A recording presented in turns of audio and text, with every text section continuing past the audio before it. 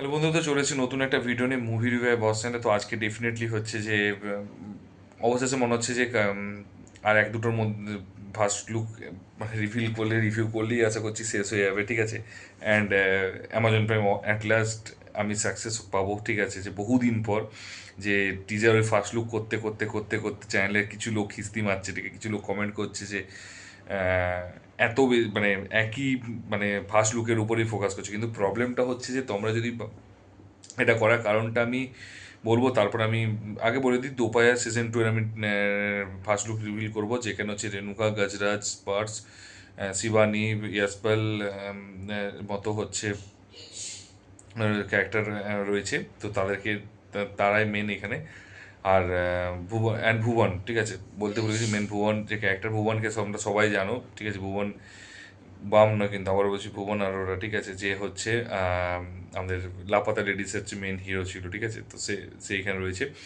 তো তো সেটা নিয়ে আমি রিভিউ করব। তার আগে আমি জাস্ট বলতে চাইছি যে কেন আমি প্রত্যেকটা ফার্স্ট লুকগুলো আমি করছি। অ্যাটলিস্ট কালকে যখন প্রত্যেকটা ফার্স্ট লুকে যখন টিজার ট্রেলার আসবে, অ্যাটলিস্ট কেউ, আমি বলছি আজকে টোটাল হয়তো 20টা বেরিয়েছে, 20টার মধ্যে হয়তো টোটাল হয়তো তোমরা দেখেছো হয়তো 300 জন দেখেছো, ঠিক আছে।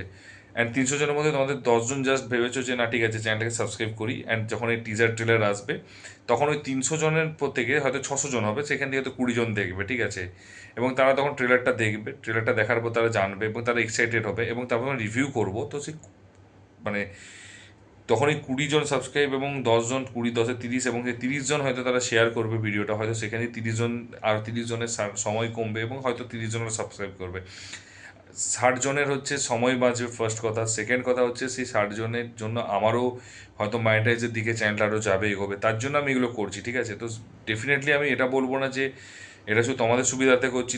এখানে পুরো দুনিয়াতে গিভ অ্যান্ড টেক পলিসিতে চলে। তো এই ক্ষেত্রেও মানে তোমরা সময় দিয়ে, আমি সময় দিচ্ছি, খাটছি, তোমরা সেটা হচ্ছে দেখছো, তোমরা সাপোর্ট করছো। তো ডেফিনেটলি তোমাদের সাপোর্ট এবং আমার সময় দুটো মিলিয়ে তোমাদেরও সময় পাচ্ছে, আমারও কালকে যখন মনিটাইজ হয়ে যাবে তখন আমারও টাকা পাবো। তো তার জন্য আমি করছি। ডেফিনেটলি আমি বলবো না যে আমি শুধু তোমাদের জন্যই করছি, আমি নিজের জন্যও করছি, বাট তোমরা যদি সাপোর্ট করো সেটা আরও বেশি বুস্ট করবে, আর কিছুই না।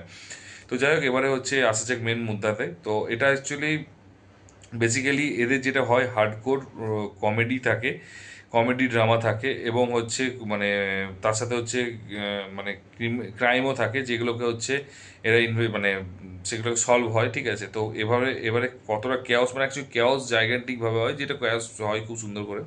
এটা সিজন 1 আমরা দেখেছিলাম যে কেওস হয় খুব খুবই, এবং ইন্টারেস্টিং হবে, এবং তার কারণ হাসাবেও তোমাকে, ড্রামাও দেখবে, এবং তার সাথে একটা ছোট্ট নর্মাল ইজি, এটা নয় যে বিশাল ডিফিকাল্ট, বিশাল টাফ, বিশাল সুন্দর একটা স্টোরি থাকবে, না না, টুইস্ট বলে না, কোনো টুইস্ট টার্মস থাকবে না।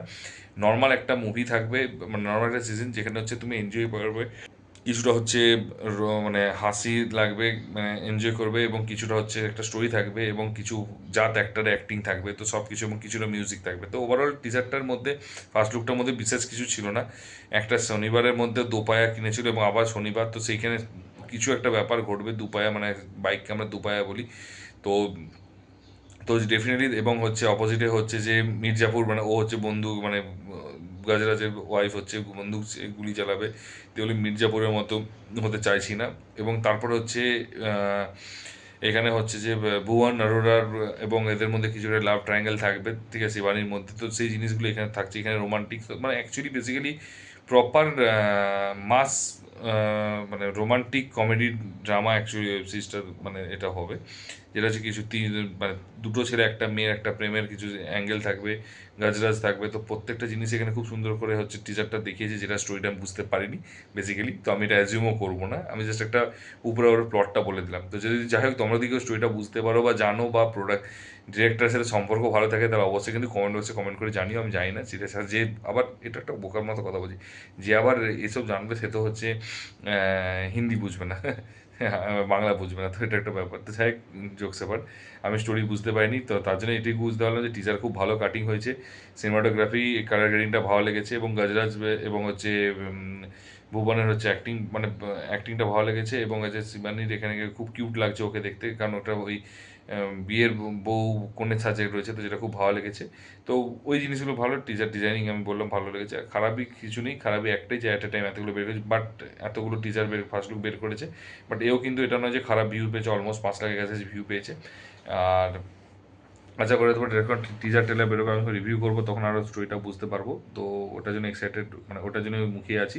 আর যদি তোমরা ভিডিওটা ভালো অলরেডি মানে টিজারটা দেখে থাকো ফার্স্ট লুকটা, তাহলে অবশ্যই বলো যে স্টোরিটা কিছু বুঝতে পারো, তা সেটা অবশ্যই প্রেডিকশনটা একটু জানিও।